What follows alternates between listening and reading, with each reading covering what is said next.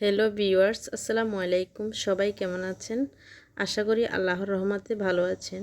আজকে আমি একটি মেহেদির ডিজাইনের ভিডিও নিয়ে চলে আসলাম আপনাদের মাঝে। প্রথমে আমি ছোট ছোট করে ঘর করে নিচ্ছি, এরপর একটি ফুলের ডিজাইন করে নিচ্ছি। নতুন হয়ে থাকলে আমার চ্যানেলটি সাবস্ক্রাইব করে দিবেন,